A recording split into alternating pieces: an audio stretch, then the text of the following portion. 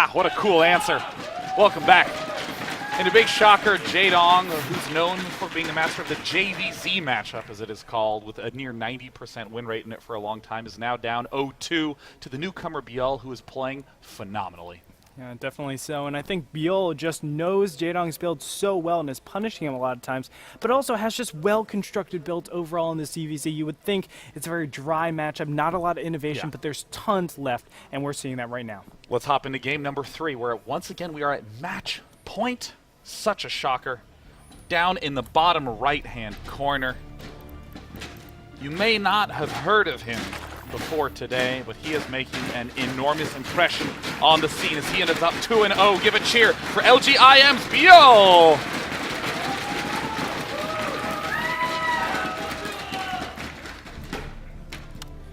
And the big favorite right now was set to win the whole dang thing.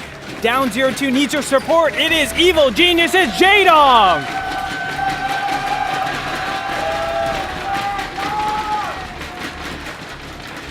And talk about balls of steel, man. How do you do this? Third game, possibly your elimination game, and you are looking to do an incredibly fast pool. This is very dicey because, you know, I'd almost say that in stressful tournament situation, there's a lot of cop-out builds where you're saying, I don't want to have to play extremely well. Things like going for a 6 pool, things like going hatch first and crossing your fingers and praying. But what Jaedong's doing, which is a relatively fast pool, demands absolute precision with his control. This is a very confident opening from Jaedong in this very dicey spot. He needs to do damage. That's what it comes down to. And most of the time it's going to be killing damage, but with Byul's micro, as he's been showing, I mean, I feel like Byul has what it takes to just defend against this properly, and he's gone for a very standard, safe play, a 15 pool, 15 hatch. Now, this is what's dicey for Byul. I mean, we haven't even gotten the chance to see the mid-game play from either of these players, and it's because of tense spots like this. What's Jaedong normally going to be doing? Applying a lot of lane pressure. So does Byul get his geyser and then go Baneling? Does he go speed? It's such a tough decision because obviously speed is something you want for the long term. Banelings feel like something that you want right now, but we don't even see a single geyser for Byul. He's pulling drones. Perfect amount of drones too. Just he's gonna be able to just fend these Zerglings off. The Zergling count for Jaedong will grow, but he can't micro like this. He needs to be so careful with this. Byul able to isolate one of the Zerglings, but overmatched on the south side. Oh, Jaedong not quite controlling too well, is getting slightly better at the end of the trade, but has a lot of red life Zerglings there. So was that a successful holdoff for Byul? Do you think he's ahead from here? I mean, this is what makes it so hard, is that it's not really a favor for either player, because Jaedong had more minerals being mined, because Byul pulled so many of those drones off. Again, those drone counts are very low, so 5 is a lot of drones in this early phase. And suddenly Jaedong has exploded forward to 18 workers. So what happens in Byul's shoes? He says, all right, I don't have a gas geyser yet. I have to go Spine Crawler to defend this. That's exactly what Jaedong wants. And this is so cool. He actually adds on a Spine Crawler, as you said, to defend against Banelings, right? That's the normal transition. Normally it's this attack, and then there's a phase 2 of it somewhere or another where Metabolic Boost or Banelings pop in and you can die. And normally it is Banelings for this. People go all in. No. Wow, what a nice pickup by those drones. That is incredible. That is so huge. Right now, Byul is at 19 drones, but is sort of off phase with Jaedong's pressure. So we see Byul has not yet gotten speed, has not yet gotten Baneling Nest, has made no commitment, no decision, but all of a sudden Jaedong is going to be able to explode forward. And even if just a pair of Banelings get into that natural expansion, it can mean that Jaedong will take a full lead. But can Jaedong realistically do that? I mean, what can he really do with his speed advantage from here? I mean, this is a wide open natural, but is it really realistic to say, yes, I can get Zerglings into the main base? I think he can. I mean, once he gets speed done, he's going to have that opportunity to just bolt up into the main base, detect a roach play, see if the Baneling Nest has even been started at all. It's likely that it hasn't. And even, these pushes at the front. What's Byul doing in terms of defense? 9 Zerglings, getting a few more Zerglings. I don't know. Well, seeing this one Baneling will kind of trigger Byul to say, wow, I have to be very careful because this can be so much pressure coming out of my opponents. Yeah. So I like what Jaedong's doing. Will he just back up from here? He's going to show the Baneling, and he's purposely showing the Baneling. Yeah. But he's not going to connect with anything of magnitude. That's a great point. He purposefully shows a single Baneling, just enough to let Byul confirm Baneling tech.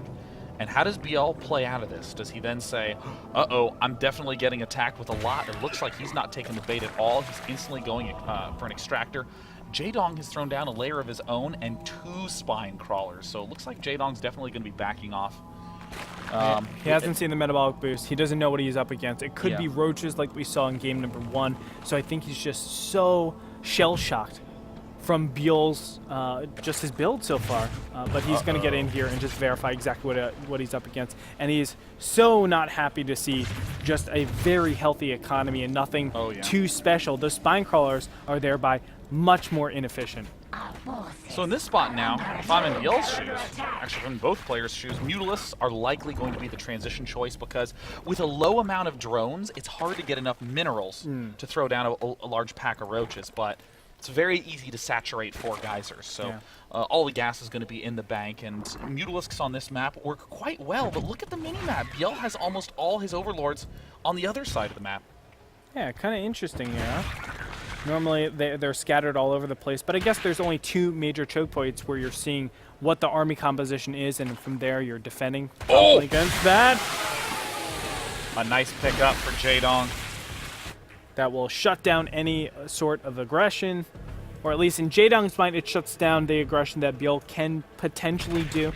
So he feels a lot safer to take his 3rd base and say, okay, let's play a macro game. This is where I'm going to shine and show you how powerful my dong is. Yeah, I mean, Jaedong is getting the good scout in here. Sees with the Overseer that there is no threats. This is where both players flood nothing but Zerglings, both to defend these 3rd bases, but also to try to deny the enemy's 3rd bases. And we're seeing an almost perfect composition by both these players. The exact right amount of Banelings at these various steps, and Jaedong is so far ahead just with these little basic moves. Kind of crazy, and even using the spine crawlers to, well, the right effect, but now here's the Banelings and Zerglings try to deny this. But the spine crawler, as soon as it gets planted, they'll say, no, no Banelings. Well, looks like one poke lands. Jaedong slipping up a little bit, more Zerglings advancing. We'll be able to fend this off, so the spine crawler helps instrumentally in this. And now the mutas are on the way out. 8 mutas for Jaedong. He's going to clear up some overlords for us, then go for the main base. 3rd base is already being put down for his opponent, slightly behind. And we're going to see mutas upcoming as well. He has 1,000 gas in the bank. See, that's one thing. Oh, denied. I mean, the fact that those eggs were a few seconds away from hatching definitely going to benefit Jaedong a lot, and he would be more than happy picking up nothing but Zergling kills at this point in time. Both players obviously going to go straight for the armor upgrade. Yeah. Normally you would say, oh, Jaedong has the advantage because the Spire is so far ahead, but this isn't like conventional matchups. As long as you have the larva, you have the production. And if you've been mining, it doesn't matter if you're 10 seconds behind, you will have the right muta count against your opponent. So it's not like Byul is terribly behind from this. He loses a couple of overlords, but he's fine.